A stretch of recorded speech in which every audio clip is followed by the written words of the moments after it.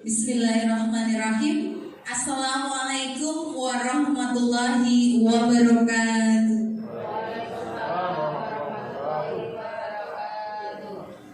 Selamat siang dan selamat datang Bapak Ibu guru sekalian di SD Negeri 6 Wirosari. Pertama-tama marilah kita panjatkan puja dan puji syukur kehadiran Allah Subhanahu wa Ta'ala yang senantiasa memberikan kita berbagai kenikmatan, sehingga pada hari yang sangat cerah, sangat membahagiakan ini, kita semua dapat berkumpul bersama dalam acara pengimbasan budaya positif yang nantinya akan disampaikan oleh narasumber kita, yaitu Bapak Ali Mahmudon SPD SD dari SD Negeri 6 Wirosari. Bapak Ibu sekalian, perlu Bapak Ibu ketahui bahwa narasumber kita pada hari ini yaitu Bapak Ali Mahmudon SPD SD. Beliau merupakan CGP Angkatan 7 dari Kabupaten Grobogan. Baik Bapak dan Ibu, untuk memulai acara pada siang hari ini, marilah kita mulai dengan bacaan basmalah bersama-sama. Bismillahirrahmanirrahim. Semoga dengan bacaan basmalah tadi acara kita, yaitu pengimbasan budaya positif, dapat berjalan dengan lancar. Amin, amin ya robbal alamin. Baik Bapak dan Ibu, tidak berlama-lama, kita akan langsung pada inti kegiatan, yaitu pengimbasan budaya positif oleh narasumber kita, Bapak Ali Mahmudon SPD SD. Kepada beliau, Bapak Ali Mahmudon SPD SD, kami persilahkan.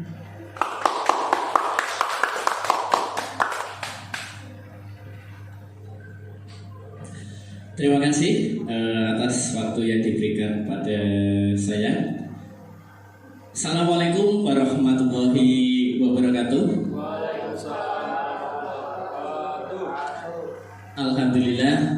Alhamdulillahirrabbilalamin. Wassalatu wassalamu ala asrafil anbiya'i wal mursalin Sayyidina wa maulana Muhammadin wa ala alihi wa sahbihi asma'in.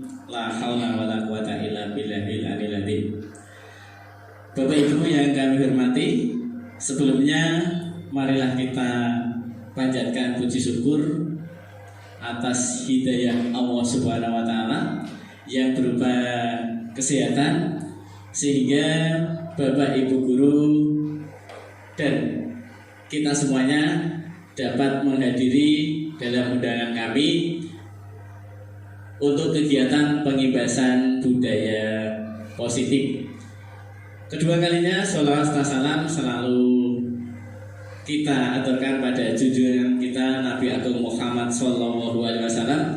Semoga kelak kita mendapat syafaat dari beliau. Bapak Ibu yang kami hormati, sekali lagi saya ucapkan terima kasih atas kehadirannya, atas waktu Bapak Ibu meluangkan untuk menghadiri dalam pertemuan hari ini. Bapak Ibu yang kami hormati, kegiatan ini kami lakukan yaitu yang pertama, tujuannya adalah saya selaku calon guru penggerak Angkatan 7 mendapat tugas yaitu menyampaikan sedikit ilmu yang saya terima dari pendidikan guru penggerak tentang budaya positif. Kemudian ada pun kegiatan pada hari ini meliputi 5 kegiatan Bapak Ibu, yaitu tujuan saya tadi sudah saya sampaikan. Kemudian nanti ada pretest Bapak Ibu. Oke, jadi nanti dalam kegiatan ini ya ada pretest Bapak Ibu. Ya, ini tujuan saya.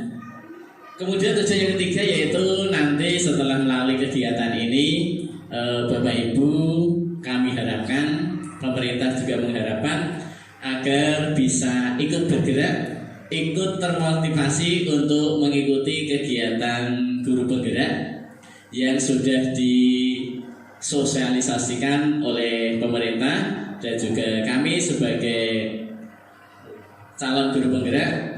Dalam kegiatan ini pula diharapkan bisa menggerakkan hati Bapak Ibu untuk mengikuti program pemerintah yang sangat mulia ini. Bapak Ibu, mari kita awali pretestnya tidak sulit Bapak Ibu, tidak usah deg-degan. Nanti saya jamin semuanya lulus Bapak Ibu. Ya, ini Bapak Ibu. Yang pertama adalah hukuman dapat mendisiplinkan anak. Apakah Bapak Ibu setuju dengan pernyataan ini, Bapak Ibu? Ya. Untuk Bu Indah bagaimana? Setuju, Pak. Baik, kemudian pernyataan yang ketiga Bapak Ibu yang perlu Bapak Ibu perhatikan, pemberian hukuman dengan hal positif seperti membaca, membersihkan halaman sekolah, apakah dapat meningkatkan disiplin anak? Setuju ya? Setuju. Tidak perlu ditulis Bapak Ibu ya, kita catat di angan-angan saja. Ini pretest, nanti kita cocokkan dengan post-test apakah sama atau tidak. Kemudian yang ketiga Bapak Ibu, memberi penghargaan kepada siswa apakah dapat meningkatkan motivasi belajar siswa. Bagaimana Bapak Ibu? Setuju ya? Ya, 1, 2, 3 setuju. Kemudian apakah budaya positif? Di depan tadi kita ambil judul ada pengimbasan budaya positif. Apa itu budaya positif? Mari kita bahas bersama. Dalam kegiatan budaya positif, Bapak Ibu, ada beberapa hal yang nanti akan kita kupas, kita paparkan, yaitu yang pertama adalah tentang disiplin positif dan nilai-nilai kebajikan universal. Kemudian yang kedua yaitu motivasi, hukuman dan penghargaan serta restitusi. Apa itu motivasi, hukuman dan penghargaan serta restitusi nanti kita bahas. Kemudian kegiatan yang ketiga yaitu tentang keyakinan kelas. Kita sebagai pendidik, kita mengelola kelas, baik buruknya itu juga kita ikut andil dalam mengelola kelas tersebut. Kemudian yang keempat, kebutuhan dasar manusia dan dunia berkualitas. Yang kelima yaitu penerapan posisi kontrol, dan yang terakhir segitiga restitusi. Mari Bapak Ibu kita mulai pada bahasan yang pertama tentang disiplin positif dan nilai kebajikan universal. Bapak Ibu tidak asing ya kata disiplin? Ya, tidak asing. Coba siapa Bapak Ibu mungkin bisa mendefinisikan apa itu disiplin? Coba Bu Lis. Disiplin merupakan buah dari peraturan. Iya, terima kasih. Tepuk tangan untuk Bu Lis. Ya. Betul Bapak Ibu. Mari kita lihat. Disiplin itu identik dengan peraturan, namun ada sedikit perbedaan Ibu Bapak Ibu nanti. Sebelumnya mari kita lihat dulu sebelum kita ke keyakinan kelas dan peraturan, kita tentang paradigma mengepal tangan Bapak Ibu. Coba Bapak Ibu, saya minta waktu sejenak, tuliskan sesuatu yang rahasia di tangan Bapak Ibu. Rahasia ya, sesuatu yang berharga pokoknya ya. Sudah ya Bapak Ibu?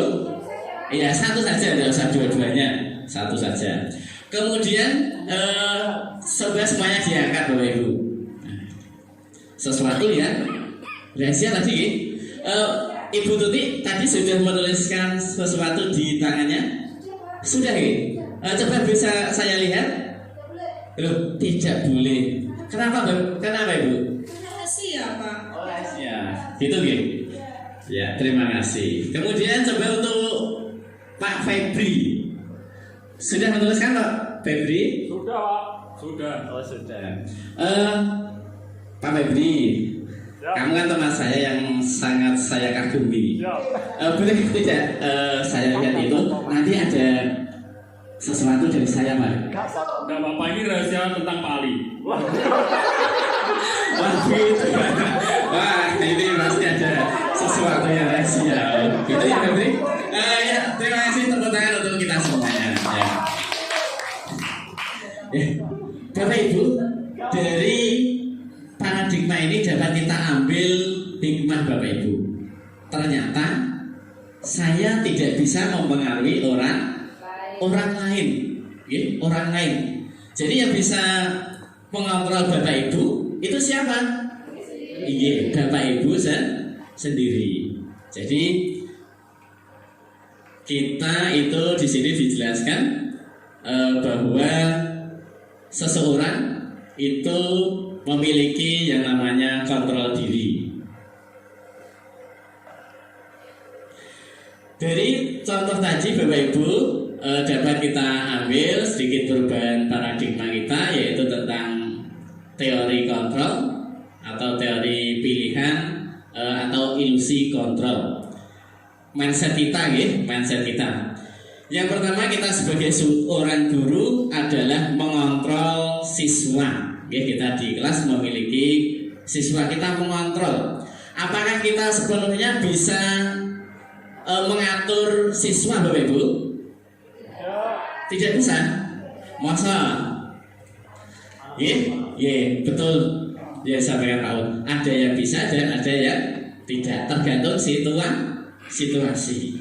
Kemudian ilusi yang kedua, Bapak Ibu, yang kita yakini, yaitu ilusi kritik dan membuat orang merasa bersalah itu dapat menguatkan karakter seseorang. Kemudian yang ketiga, ilusi bahwa semua penguatan yang positif itu dapat memberikan manfaat. Dan yang keempat, Bapak Ibu, yang sering kita lakukan, sering kita yakini bahwa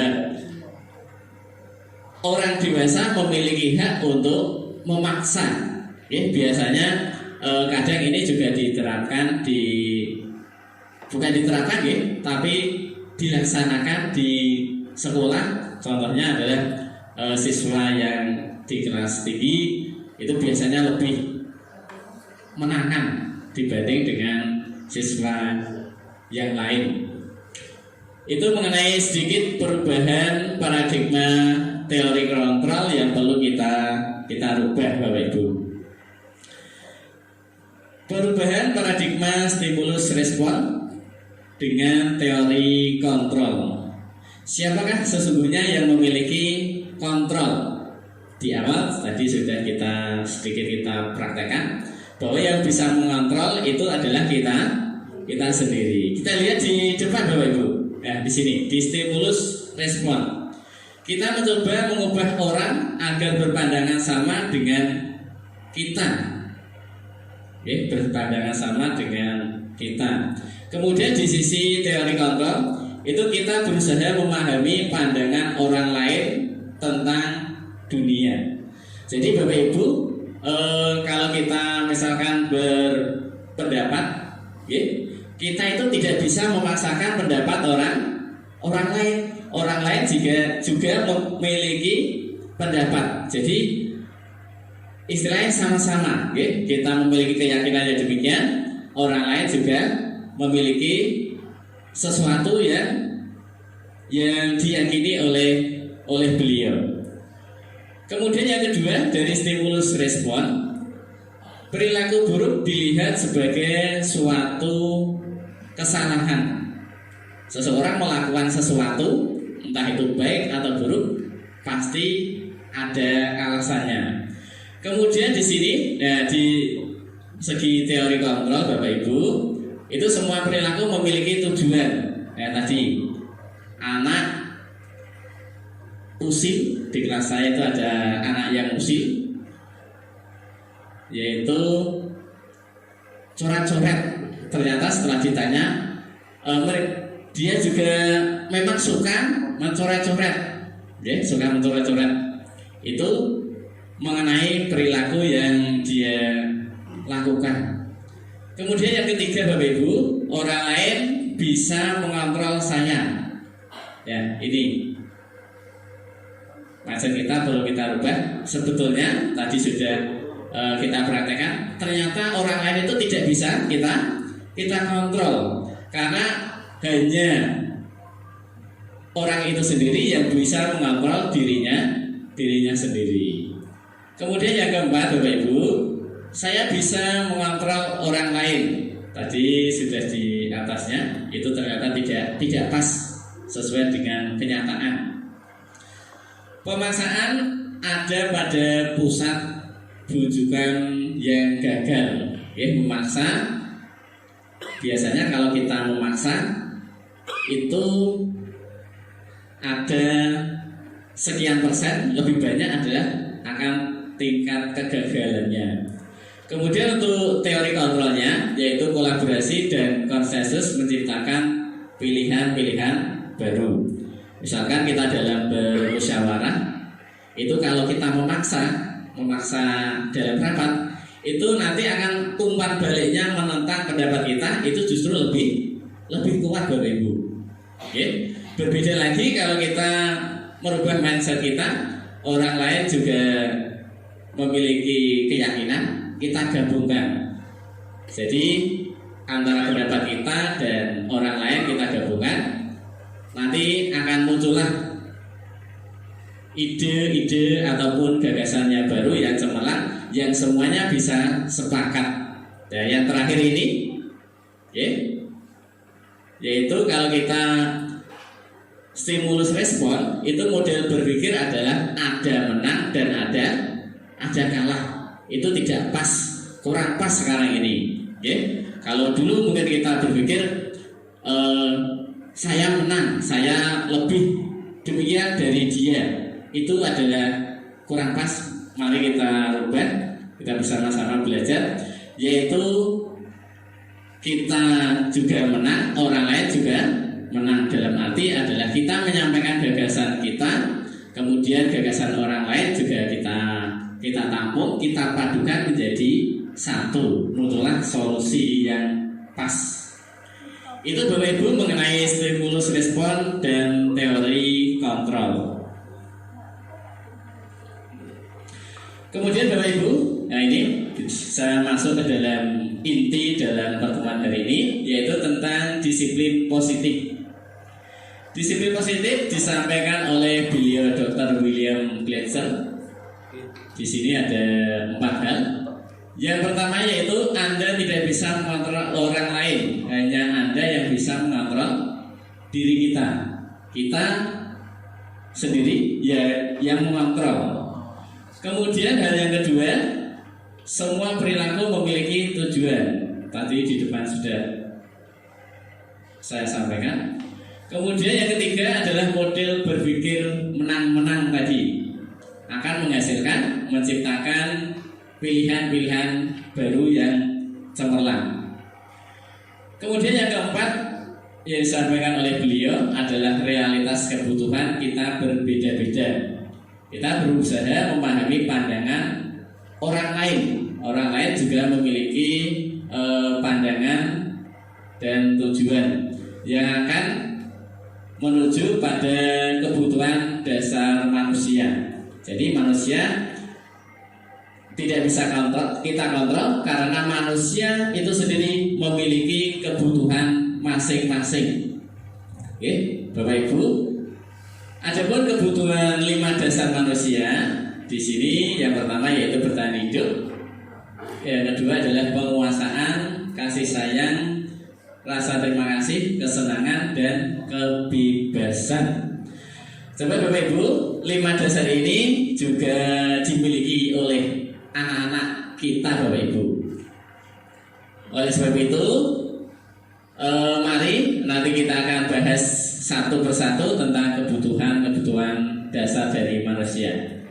Kemudian yang disampaikan oleh Dr. William Glasser tadi yaitu tentang ini konsep menang-menang. Konsep menang-menang. Oke. Ada 5 posisi kontrol. Kita sebagai guru, subjeknya di kelas adalah kita dan anak. Jadi jangan sampai guru menang dari anak. Semuanya harus manut ke guru, itu jangan sampai ya. Anak memiliki kebutuhan, anak memiliki kesenangan tadi di sini harus kita padukan. Jadi tidak ada rasa terpaksa dari anak itu sendiri dalam melakukan kegiatan yang kita rencanakan. Adapun 5 posisi kontrol yang dapat kita lakukan, ini yang pertama itu kita sebagai penghukum. Kemudian yang kedua adalah membuat rasa bersalah. yang ketiga bisa kita berperan sebagai teman, yang kelima pemantau, dan yang kelima adalah manajer. 5 posisi kontrol nanti akan kita terapkan melalui beberapa kegiatan yang namanya adalah restitusi guna perbaikan membentuk budaya positif yang ada di kelas. Ini konsep yang akan nanti kita paparkan Bapak Ibu. Ini baru peta konsepnya. Kemudian mengenai perilaku, nah ini perilaku dan memiliki tujuan. Anak melakukan kegiatan berangkat pagi itu ada beberapa tujuan. Di antaranya bisa saja anak itu agar tidak dihukum oleh gurunya. Kemudian yang kedua, melakukan sesuatu untuk mendapatkan imbalan. Biasanya nih Bapak Ibu guru nih sing lumoh ya, wah lumoh biasanya nyah-nyah memberi apresiasi, tujuannya anak biar semangat. Tapi ternyata itu ada sisi baik dan sisi buruknya Bapak Ibu. Kita lanjutkan, yaitu tentang makna disiplin itu sendiri. Tadi sudah disampaikan oleh Ibu Lis. Menurut bahasa, disiplin itu adalah belajar. Belajar berarti dari yang belum tahu menjadi tahu, dari yang kurang baik menjadi baik, dari yang kurang sopan menjadi sopan. Itulah dasar dari kita mendidik melalui yang namanya kedisiplinan. Namun untuk disiplin itu sendiri merupakan sesuatu yang dilakukan seseorang pada orang lain untuk mendapatkan kepatuhan.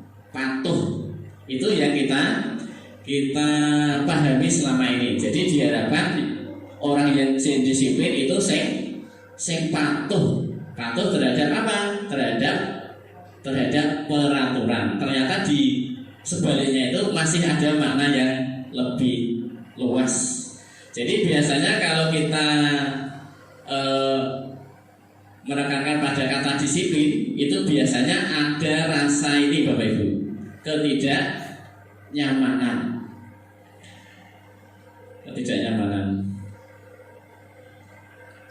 Nilai-nilai kebajikan universal disiplin kita terapkan itu sebetulnya adalah untuk mengangkat nilai-nilai kebajikan universal. Apa itu nilai-nilai kebajikan? Di sini sudah tercantum bahwa nilai kebajikan adalah sifat-sifat positif manusia yang merupakan tujuan mulia yang ingin dicapai setiap individu. Jadi nilai sesuatu yang positif oleh pemerintah sekarang ini yaitu sudah mensosialisasikan, mengaplikasikan, yaitu akan menciptakan peserta didik yang memiliki karakter profil pelajar Pancasila. Di antaranya ada 6 poin ya. Mungkin Bapak Ibu yang sudah mengikuti kegiatan PMM, sudah menyelesaikan kegiatan PMM, saya kira semuanya sudah hafal ya Bapak Ibu. Coba Bu Ita, apa saja inti dari profil pelajar Pancasila? Yang pertama, beriman, bertakwa kepada Tuhan Yang Maha Esa, dan berakhlak mulia. Oh semua? Oh. Berkebinekaan global yang kedua, yang ketiga yaitu gotong royong, yang keempat mandiri, yang kelima kreatif, dan yang keenam bernalar kritis. Terima kasih. Ya, itu Bapak Ibu sudah dibacakan oleh Mbak Ita ya, Bu Ita, tentang profil pelajar Pancasila. Nah, ini Bapak Ibu yang kita sebagai pendidik nanti diharapkan oleh pemerintah dapat menciptakan anak-anak yang berkarakter tersebut. Kemudian materi yang kedua Bapak Ibu tentang motivasi, hukuman, penghargaan, dan restitusi. Nah ini teori motivasi perilaku manusia. Yang pertama, untuk menghindari ketidaknyamanan atau hukuman. Yang kedua adalah untuk mendapatkan imbalan dari orang lain atau institusi. Dan yang ketiga untuk menghargai diri sendiri. Motivasi anak siswa kita itu melakukan kegiatan yang ada di kelas kita itu ada beberapa faktor. Ada dua ya di sini. Ada motivasi eksternal dan motivasi internal. Motivasi eksternal. Di antaranya yaitu ini kasih sudah anak menghindari hukuman dari kita. Anak membuang sampah sembarangan. Kemudian ada anak yang membuang sampah ke tempatnya, itu tujuannya biar tidak dihukum. Ini adalah faktor dari luar. Faktor ini ternyata berbahaya Bapak Ibu.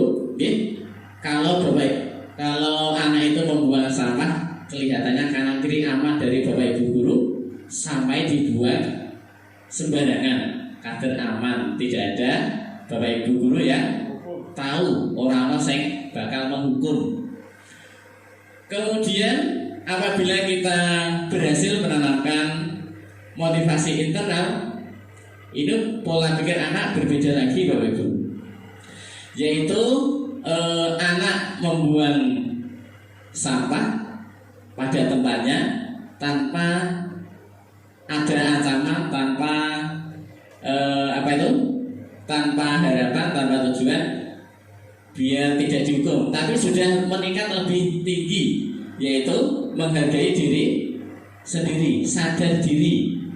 Jadi motivasi internal inilah yang perlu kita tanamkan untuk anak didik kita. Kemudian Bapak Ibu tidak asing ya, beliau adalah Bapak Ki Hajar Dewantoro selaku Bapak Pendidikan. Beliau memiliki semboyan yang sudah menggema dari dulu sampai sekarang, dan semboyan itu ternyata selalu mengikuti zaman.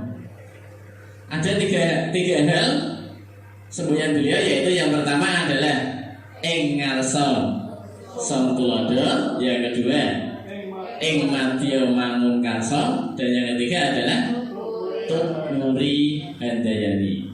Kita di depan kelas harus bisa memberi contoh, betul, ing ngarsa sang tulodo, memberi contoh.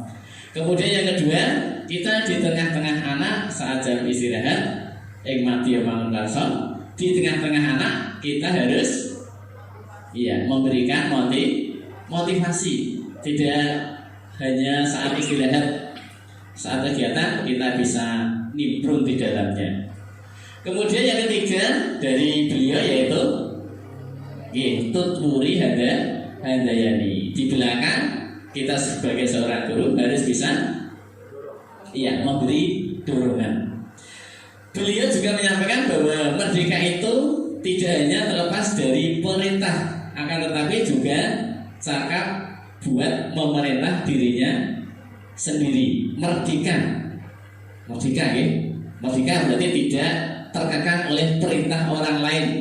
Tetapi di sini diartikan adalah merdeka ini adalah selain anak tidak terpengaruh oleh perintah orang lain, tetapi anak memiliki rasa untuk memerintah dirinya sendiri.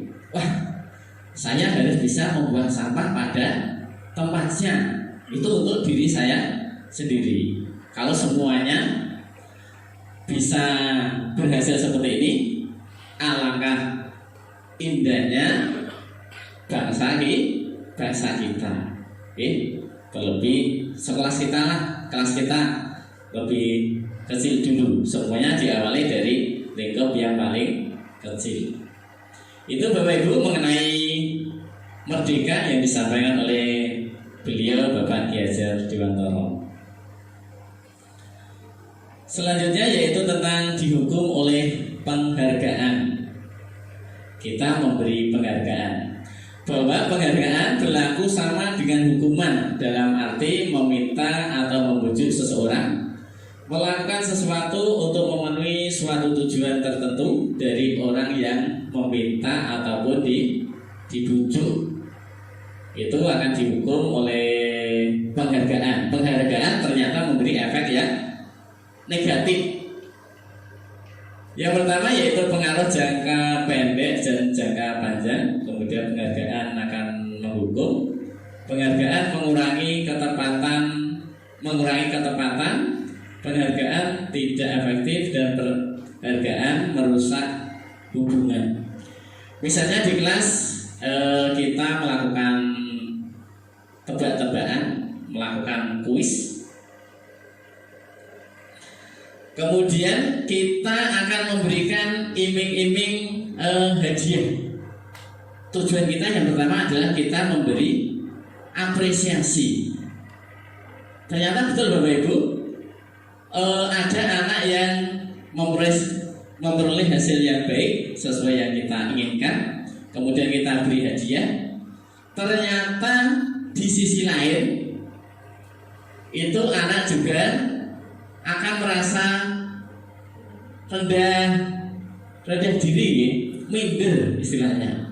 Mungkin Bapak Ibu juga pernah mengalami waktu di SD. Tentunya saya yakin Bapak Ibu memiliki pengalaman yang tidak terlupakan. Oleh sebab itu kita sebagai pengajar, sebagai pendidik, marilah nanti kita memberikan pengalaman yang tidak akan terlupakan, tetapi berupa hal yang baik.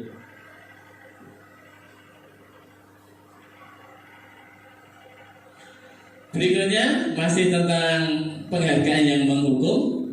Penghargaan itu akan menurunkan kualitas.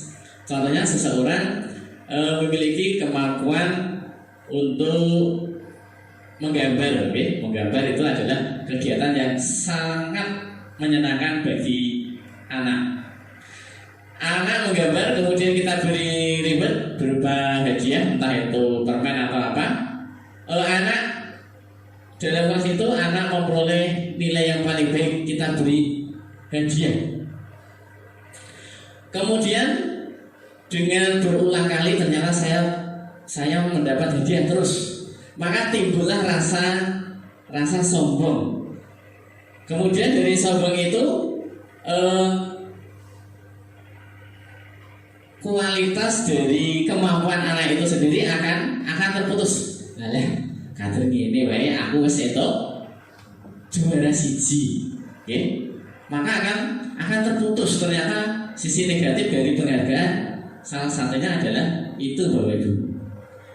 Kemudian yang kedua adalah penghargaan dapat mematikan kreativitas, hampir sama dengan kualitas, karena wis berulang kali entuk hadiah, wis rumangsa juara siji, sebetulnya tidak juaranya tapi adalah kreativitas atau kemampuannya aslinya bisa luar biasa, karena sudah terputus wis kader wis juara 1 dan seterusnya, itu nanti akan mematikan. Dan yang ketiga adalah penghargaan akan mengurangi motivasi intrinsik tadi. Jadi penghargaan itu istilahnya membatasi atau mageri kemampuan kreativitas dari anak itu sendiri. Ini Bapak Ibu, jadi saat kita memberi apresiasi itu tidak harus berupa barang sebetulnya, bisa berupa pujian. Namun kita harus ingat bahwa yang kita puji itu tidak harus yang nomor Satu, karena kita yakin bahwa setiap siswa, setiap anak itu memiliki kemampuan dasar yang berbeda-beda. Tidak hanya menggambar saja yang dimiliki kompetensi dari anak-anak yang ada di kelas kita. Ini Bapak Ibu, apresiasi dapat berupa melalui proses ya, tidak hanya hasilnya saja, melalui proses. Jadi kita lihat, sangat semangat, entah itu hasilnya apik atau elek, kita lihat prosesnya anak itu bersemangat dalam membuat prakarya. Di situ bisa kita uji. Jadi tidak hanya melihat hasil akhirnya. Kita kembali ke dasar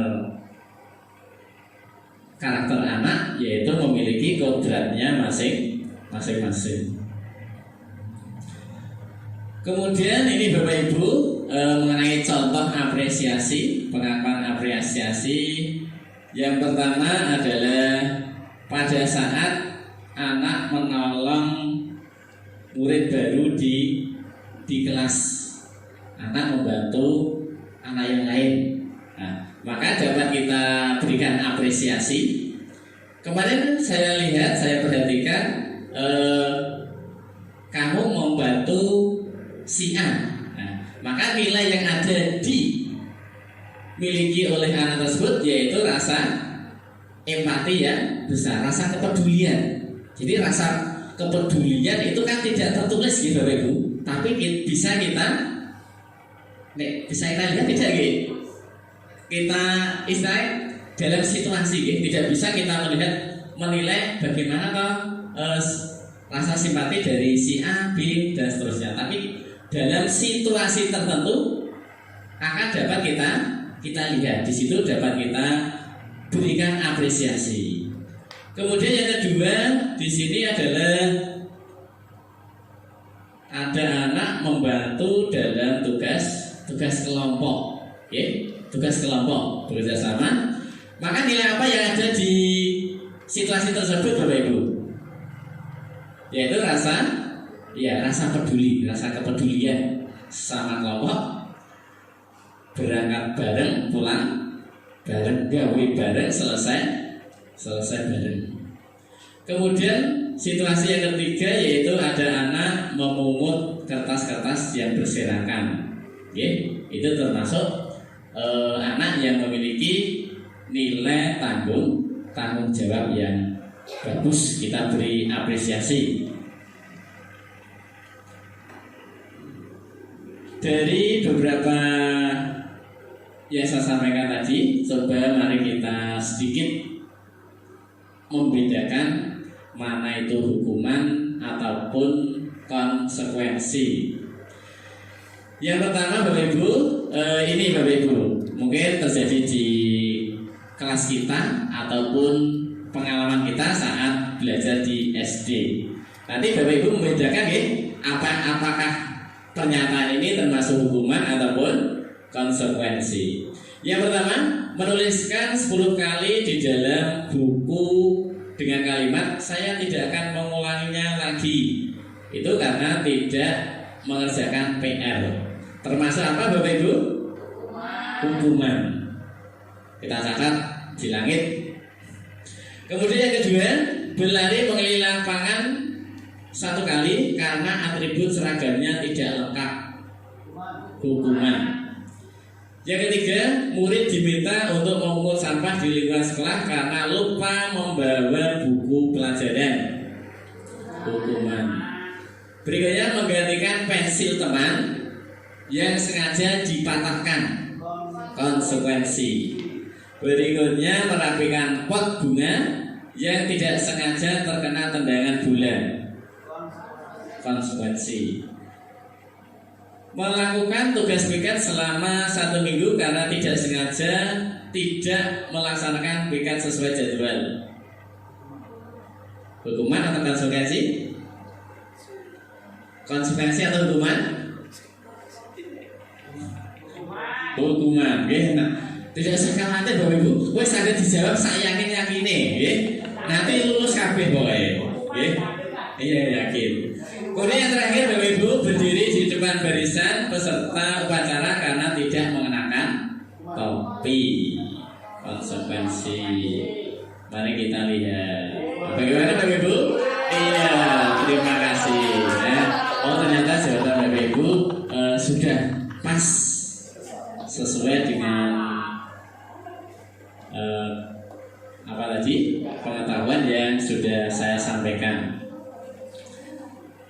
Selanjutnya Bapak Ibu kita ke garis bawahi apa toh perbedaan dari hukuman dan konsekuensi. Yang pertama ini Bapak Ibu, ternyata hukuman itu sesuatu yang menyakitkan yang harus terjadi. Biasanya hukuman itu biasa berupa fisik, berupa fisik, entah itu lari, kemudian menyapu dan sebagainya. Namun kalau konsekuensi, konsekuensi itu sesuatu yang harus terjadi. Kowe nek ngene konsekuensinya harus demikian. Jadi kalau konsekuensi itu sudah ada apa gitu namanya kesepakatan. Kemudian yang kedua ini Bapak Ibu, hukuman akan membuat anak sakit tadi sudah. Kemudian hukuman akan membuat anak merasa tidak nyaman. Hukuman. Yang ketiga yaitu anak akan membenci terhadap kedisiplinan karena disiplin, nek orang disiplin engkau dihukum akhirnya males akan menghindari entah itu berbohong dan sebagainya. Nanti akan muncullah sikap-sikap yang negatif. Kemudian ini Bapak Ibu, hukuman ada rasa paksaan di sana. Berbeda dengan konsekuensi. Konsekuensi itu ada stimulus tanggapan dari anak terhadap tindakannya. Kemudian tentang konsep diri yang buruk. Kemudian untuk konsekuensi akan menghasilkan konsep anak yang lebih baik. Ini Bapak Ibu. Kemudian hukuman itu juga akan bisa menimbulkan rasa bersalah, dipermalukan dan merasa tidak dihargai. Berbeda lagi dengan konsekuensi.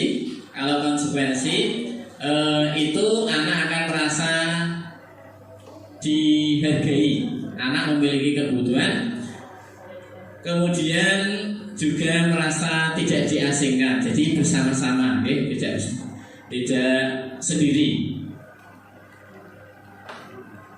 Selanjutnya yaitu tentang restitusi. Apa itu restitusi? Restitusi merupakan proses menciptakan kondisi bagi murid untuk memperbaiki kesalahan mereka sehingga mereka bisa kembali pada kelompok mereka dengan karakter yang kuat. Kalau restitusi mungkin dalam istilah dulu itu kita identikan dengan pembinaan, pembinaan. Jadi kita anak melakukan sesuatu hal yang tidak baik, kita akan melakukan perbaikan.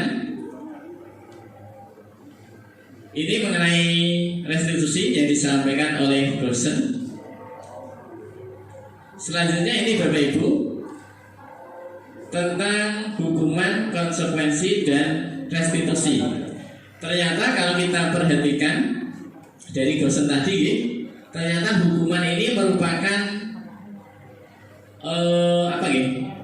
akan menjadikan anak memiliki identitas yang gagal. Kemudian untuk konsekuensi dan restitusi itu akan menjurus anak menjadi anak yang memiliki karakter yang baik, karakter yang sukses. Ini konsekuensi. Untuk hukuman itu gagal, konsekuensi itu merupakan langkah untuk menuju kesuksesan. Kemudian konsekuensi ini didukung dengan restitusi. Kemudian untuk identitas yang gagal, ini Bapak Ibu, hukuman itu akan menyakitkan tadi sudah. Sedangkan konsekuensi itu sesuatu yang harus terjadi. Kemudian restitusi akan mengembalikan bahwa hal yang dilakukan anak yang tidak baik tadi akan menjadi baik.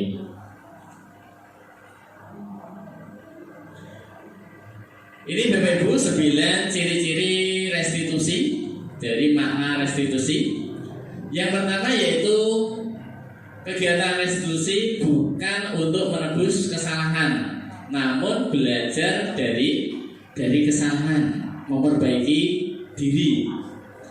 Kemudian yang kedua yaitu akan memperbaiki hubungan. Yang ketiga, restitusi merupakan tawaran, bukan paksaan. Berbeda kalau hukuman tadi mau tidak mau, karena kamu melakukan ini harus ada paksaan. Yang keempat adalah restitusi menuntun untuk melihat ke dalam diri, introspeksi diri. Kalau saya melakukan ini, akibatnya demikian, maka saya akan demikian. Jadi anak belajar untuk menyadari diri, menyadarkan diri tentang tindakan.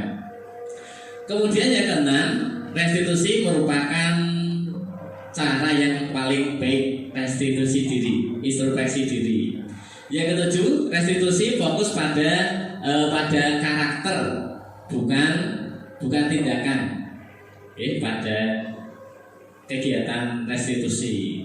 Kemudian yang paling penting Bapak Ibu, untuk restitusi itu akan muncullah yang namanya solusi dari permasalahan yang dihadapi oleh anak.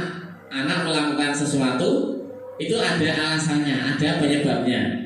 Dengan kita melakukan restitusi dengan pendekatan, maka kita akan mengenal penyebab anak, dan juga nanti akan kita dapat memberikan solusi dengan kesepakatan dan juga kesadaran yang diterima oleh anak itu sendiri.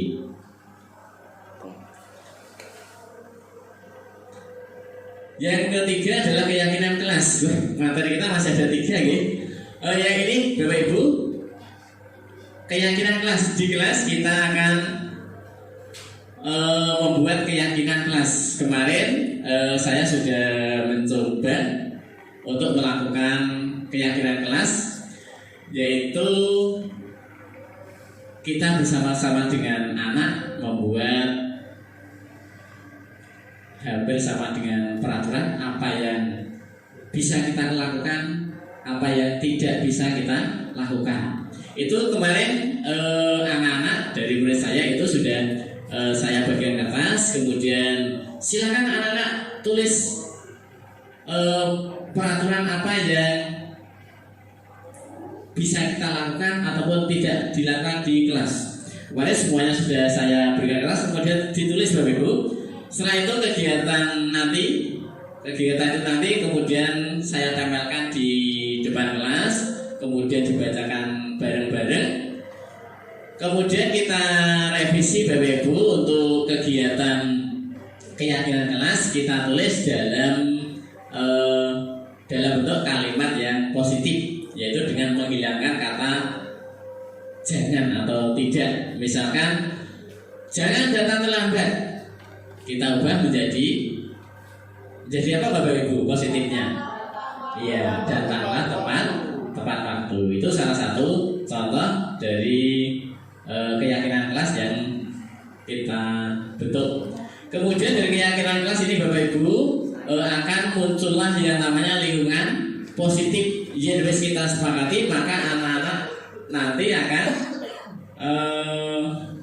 melaksanakan karena sudah ada kesepakatan dari siswa satu dengan siswa yang lain. Kemudian keyakinan itu kita imbangi dengan bukan hukuman tapi kesepakatan. Engkau misalnya ada anak yang mengganggu dengan anak yang lain, apa konsekuensinya? Kemarin sudah saya tuliskan Bapak Ibu. Jadi insya Allah semoga nanti bisa berhasil, dan juga kemudian nanti mungkin monggo Bapak Ibu nanti bisa ditiru.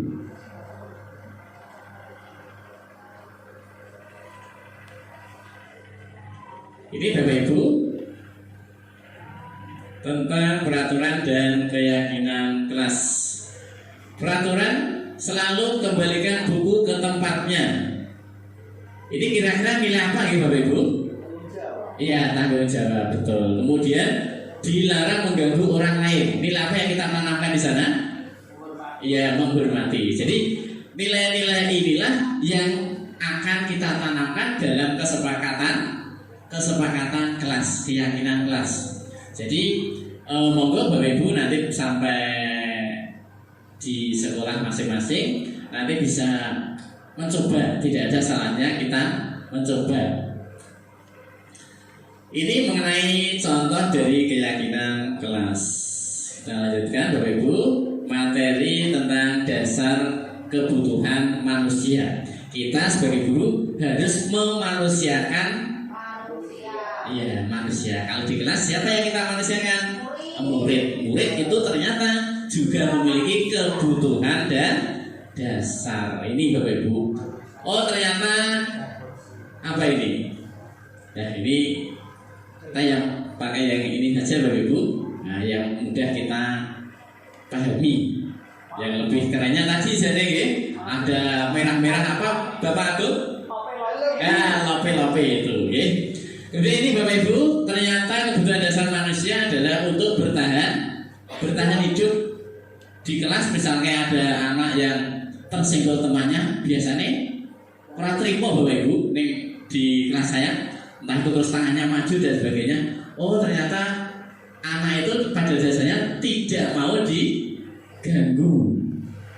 Oleh sebab itu nanti kita bisa rasakan kalau kita tidak mau diganggu, jangan sampai kita mengganggu orang lain. Kemudian yang kedua kebutuhan dasar adalah kasih sayang dan diterima. Nah, kasih sayang kita harus tua, tidak asing dengan kata kasih sayang. Anak-anak juga demikian, harus kita sayangi. Kita meskipun anak itu adalah anak orang lain, tapi di kelas kita di orang tua yang kedua, maka kita didik dengan sepenuh hati.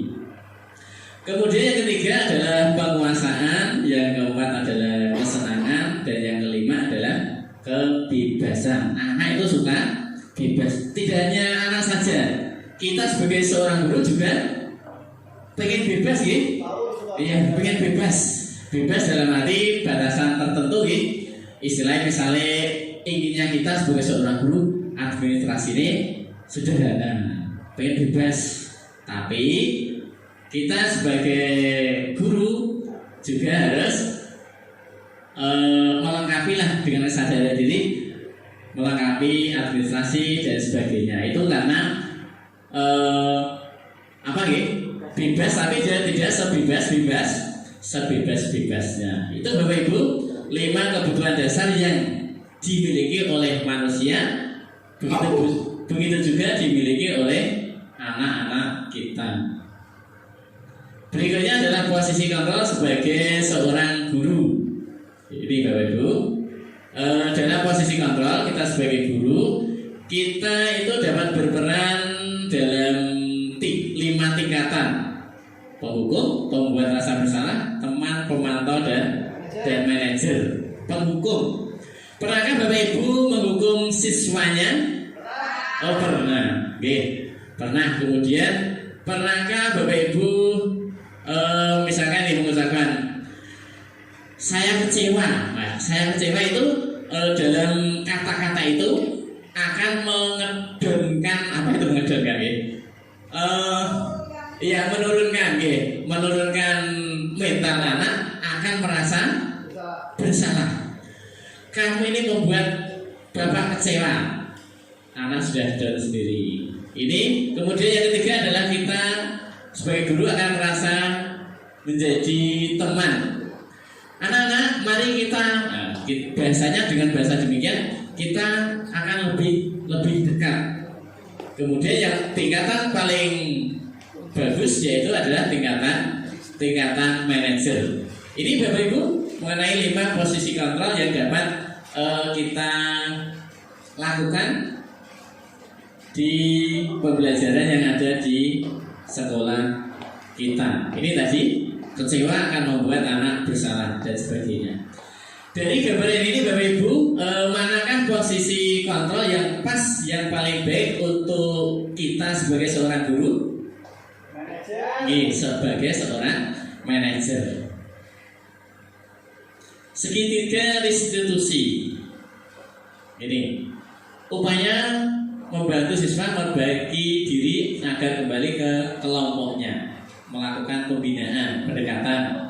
Kegiatan restitusi ini ada 3 tahap. Yang pertama yaitu menstabilkan identitas, yaitu membuat anak yang merasa gagal karena berbuat salah menjadi positif terhadap dirinya. Kita menstabilkan keadaan anak. Kita panggil dengan bahasa yang lembut, agar dengan kedekatan, dengan perasaan yang stabil, anak akan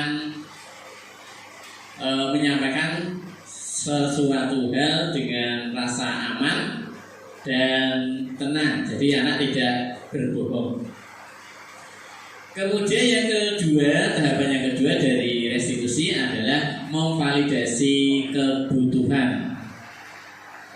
Ini ya, dengan kalimat-kalimat ini. Contohnya, kamu bisa saja kan melakukan hal yang lebih baik, tapi kamu tidak melakukannya. Wih, jadi gini orang.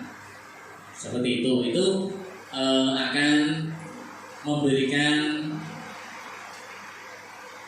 pendekatan yang lebih baik. Kemudian yang terakhir yaitu menanyakan keyakinan kelas, karena ya sudah melakukan kesalahan tadi, ya sudah di luar keyakinan kelas. Kita ingatkan kembali, kamu ingat tidak kesepakatan kelas kita kemarin apa? Iya Pak, demikian, saya harus demikian. Nah, ini kegiatan yang paling inti untuk menyadarkan anak kembali ke kesepakatan awal, kembali ke nilai-nilai yang sudah kita tentukan di awal tadi. Intinya adalah mengembalikan kembali ke nilai yang baik. Ini mengenai pertanyaan-pertanyaan yang bisa kita sampaikan dalam tingkatan sebagai seorang pemantau ataupun manajer. Misalkan ini, saya berikan satu contoh. Sepertinya kamu punya masalah, saya bisa bantu apa?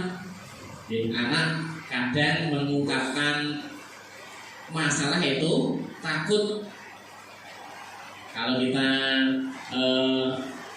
bisa dengan baik melakukan pendekatan, anak itu akan leluasa menyampaikan masalah yang dialami, kemudian kita bisa memberikan solusi.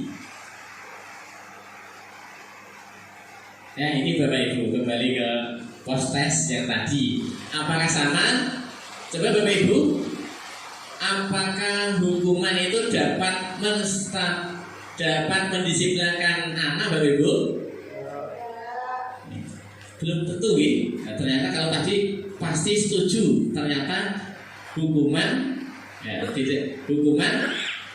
itu belum tentu dapat mendisiplinkan anak. Kemudian ini pemberian hukuman seperti tadi, apakah dapat meningkatkan disiplin anak? Jawabannya adalah tidak, belum tentu ya. Ternyata di belakangnya. Jadi untuk mendisiplinkan anak itu tidak tergantung hukuman-hukuman tadi. Dan juga untuk memotivasi belajar anak tidak hanya tergantung dari penghargaan. Bahkan penghargaan itu bisa justru malah seperti malah menghukum, membatasi kemampuan anak dan kreativitas anak. Nah, kembali ke inti dari kegiatan ini adalah kita kembali ke budaya positif. Apa itu budaya positif? Ini nilai-nilai dan kebiasaan di sekolah yang berpihak pada peserta didik agar mereka dapat berkembang menjadi pribadi yang kritis dan penuh hormat dan tanggung jawab. Inilah Bapak Ibu inti dari budaya positif yang akan kita bangun bersama agar menjadi lingkungan positif yang lebih luas dari tingkatan kelas, sekolah, dan juga di tingkat kecamatan kita khususnya untuk di Kecamatan Wirasari ini. Ini Bapak Ibu, kesimpulannya adalah sebelum kita dapat menerapkan disiplin, yang pertama adalah melakukan cara berpikir dan pemikiran dan kesadaran diri pada anak. Itu Bapak Ibu yang dapat saya sampaikan mengenai budaya positif yang kami terima dan saya lakukan di sekolah. Demikian Bapak Ibu, kurang lebihnya mohon maaf. Selanjutnya kami serahkan pada pembawa acara.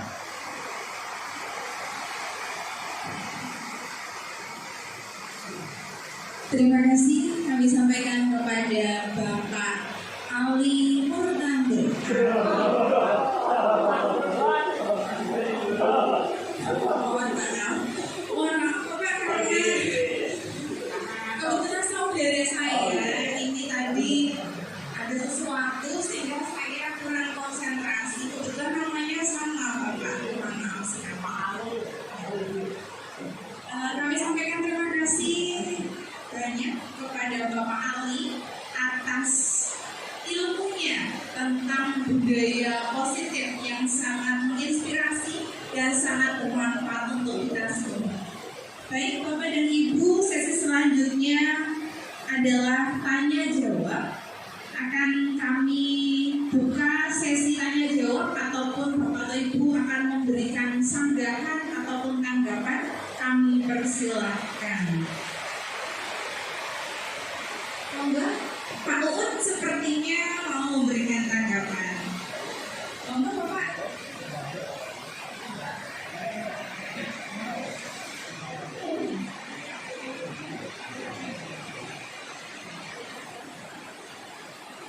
Terima kasih atas yang berkenan. Assalamualaikum warahmatullahi wabarakatuh. Dari paparan Pak Alida tentang suatu wawasan, satu kabarnya tentang cara kita dalam kebijakan. Mungkin pada saat sekarang setelah itu kita mungkin cenderung pemikir dan berjalannya waktu kita integrasi diri, memperbaiki diri akan menjadi lebih baik sampai akhirnya kita menjadi seorang manusia. Dan seperti Pak Ali bilang tadi, kita tidak bisa mengontrol anak atau kita itu tidak bisa mengontrol orang lain. Tapi ada satu orang yang bisa mengontrol orang lain, yaitu Pak Dokter. Saya bisa simpel oleh sebenarnya. Hanya itu saja yang bisa mengontrol orang lain. Itu saja dari saya. Terima kasih. Wassalamualaikum warahmatullahi wabarakatuh.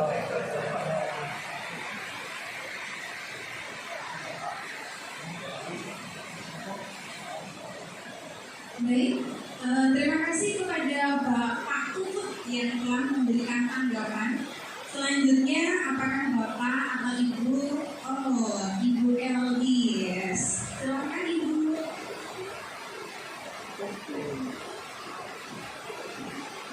Assalamualaikum warahmatullahi wabarakatuh.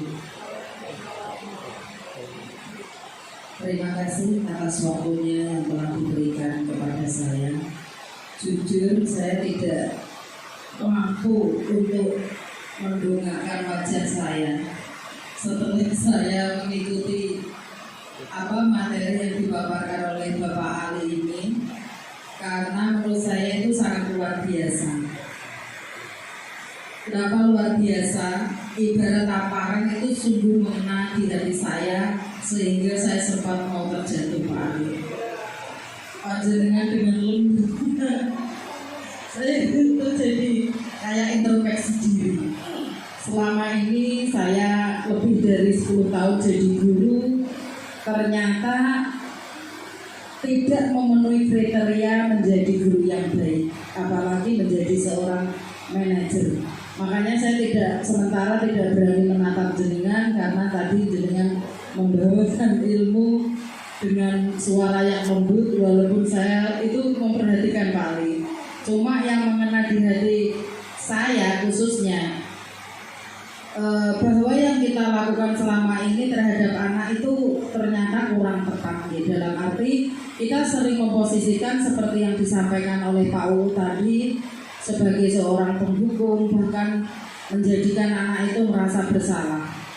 Mungkin setelah ini insya Allah saya khususnya dan nanti akan saya tularkan ke teman-teman untuk merubah diri saya sebagai bahan introspeksi dan refleksi saya. Begitu saja Pak Ali, terima kasih banyak. Mohon maaf apabila ada penyampaian yang salah. Akhir kata wabillahi taufiq wal hidayah. Wassalamualaikum warahmatullahi wabarakatuh.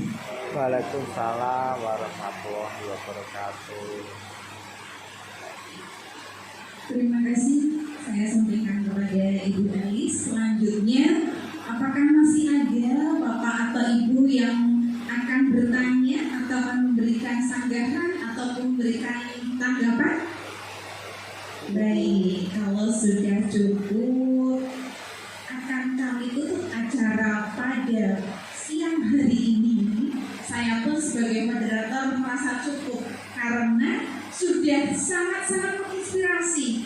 Sampai-sampai sudah tidak bisa lagi berkata apapun yang ada dalam benak saya ingin segera pagi. Kenapa segera pagi? Saya ingin segera menatap murid saya ingin segera melakukan perubahan. Kenapa Bapak? Oh bosan, kenapa bisa bosan Bapak? Saya kira segera pulang, segera pulang karena bosan. Oh tidak tentunya ya Bapak.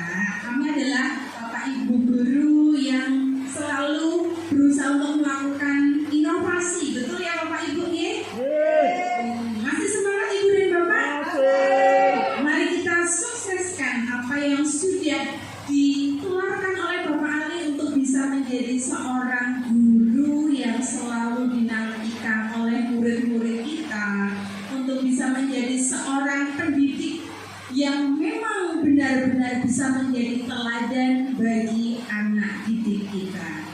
Saya kira cukup pertemuan hari ini. Saya selaku moderator mohon maaf apabila terdapat kesalahan ataupun kata-kata yang menyinggung perasaan. Akhirul kata wabillahi taufiq wal hidayah. Wassalamualaikum warahmatullahi wabarakatuh.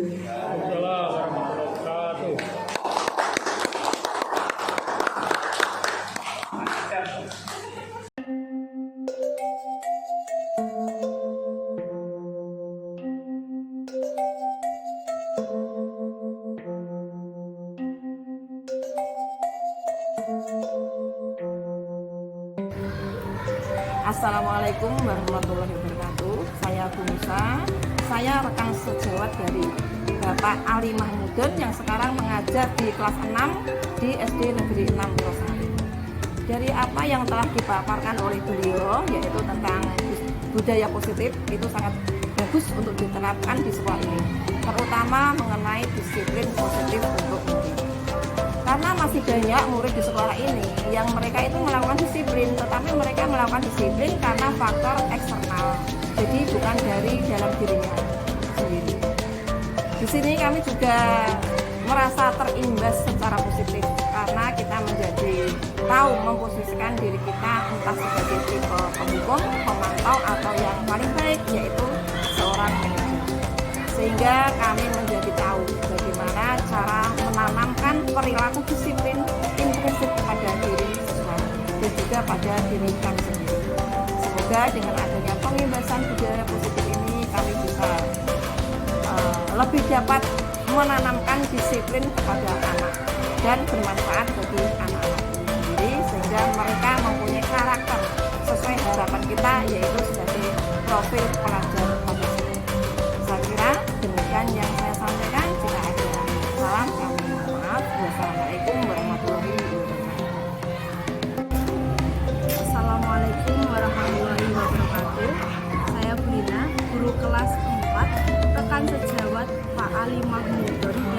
SD 6 Wirosari.